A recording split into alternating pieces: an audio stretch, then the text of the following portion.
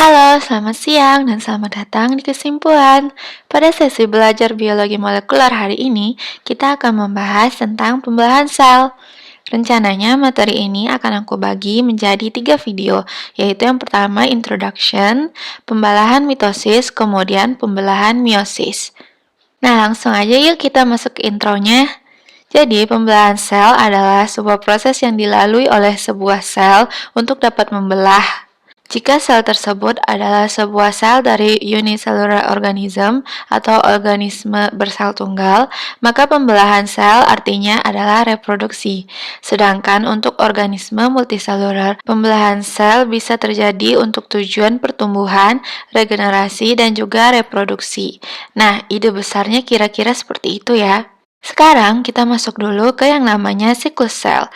Jadi, agar bisa membelah, sel butuh beberapa stage persiapan terlebih dahulu. Mereka disebut dengan fase G1, fase S, fase G2, dan akhirnya fase M. Nah, fase G1, S, dan G2 secara keseluruhan kita sebut sebagai interfase, di mana dalam fase ini sel beregulasi untuk mempersiapkan proses pembelahan sel. Sedangkan fase M adalah fase di mana pembelahan itu sendiri terjadi.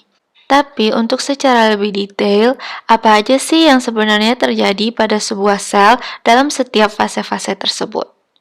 Yuk kita mulai dulu dari fase G1, di mana dalam fase ini sel bertumbuh besar secara fisik karena terjadi penduplikasian konten-konten sel seperti organel-organel sel, kecuali kromosom. Berikutnya, sel akan memasuki fase S yang mana agenda utamanya adalah duplikasi DNA. Jadi, di fase inilah terjadi duplikasi kromosom yang mana artinya terjadi penduplikasian material genetik yang dimiliki oleh sel tersebut seperti DNA dan RNA. Dan sekarang, setiap kromosom memiliki 2 sister kromatid. Kemudian, di fase G2, penduplikasian organel dan konten-konten sel yang berperan penting untuk pembelahan kembali berlanjut, hingga akhirnya sel siap untuk melakukan pembelahan, yang dalam hal ini adalah pembelahan mitosis. Penjelasan step by step pembelahan mitosis akan kita bahas di video berikutnya ya. Jadi kali ini aku hanya ingin membuat atau menyimpulkan mengenai 2 jenis pembelahan, yaitu pembelahan mitosis dan pembelahan meiosis secara general terlebih dahulu. Nah, kita mulai dengan pembelahan mitosis. Jadi, pembelahan mitosis terjadi pada sel-sel somatik, yang mana fungsi terjadinya pembelahan ini sendiri adalah untuk pertumbuhan, perbaikan sel, atau regenerasi sel. Dan pada dasarnya, pembelahan sel mitosis bermula dari sebuah sel diploid atau 2N. Di kasus ini, kita coba pakai sel manusia sebagai contoh ya. Jadi, untuk setiap sel manusia, kita punya 23 pasang kromosom, yang mana artinya pada totalnya kita memiliki 46 kromosom. Dari 23 pasang kromosom tersebut, sepasang kromosom adalah kromosom seks. Namun, itu akan kita bahas nanti. Nah, misalkan di sel awal kita memiliki 46 kromosom. Dengan terjadinya pembelahan mitosis pada sel tersebut, proses pembelahan ini akan menghasilkan 2 daughter cells atau sel anak yang masing-masing akan memiliki jumlah kromosom yang sama dan identik dengan si sel induk, baik dalam hal jumlah ataupun konten. Jadi jika tadinya sel induk adalah sel diploid yang memiliki 46 kromosom, maka begitu pula dengan kedua sel anak yang dihasilkan. Lanjut dengan pembelahan meiosis. Pembelahan meiosis hanya terjadi pada sel gamet, contohnya sel telur dan sel sperma.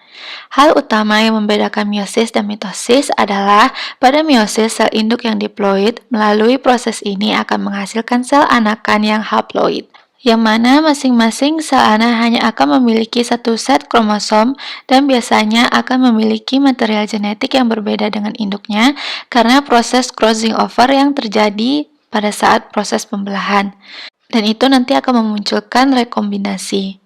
Pembelahan meiosis terjadi dalam 2 tahap, meiosis 1 dan meiosis 2.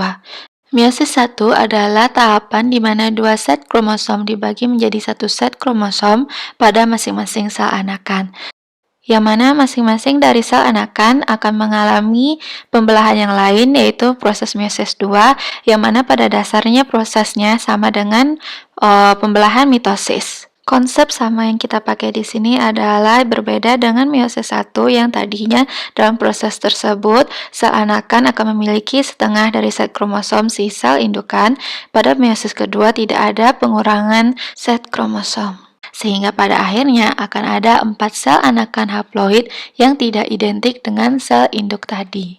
Oke, kalau begitu kita sudahi dulu video kali ini dan semoga tidak ada lagi dari kalian yang bingung tentang perbedaan antara pembelahan mitosis dan pembelahan meiosis, dan juga kalian paham tentang apa sih itu pembelahan sel. Pembahasan lebih jauh tentang masing-masing dari pembelahan sel tersebut akan kita bahas di video berikutnya. Mohon ditunggu ya. Terima kasih udah nonton video ini sampai habis. Jangan lupa buat like dan share ke teman-teman kalian ya. Sampai jumpa di minggu depan. Bye-bye.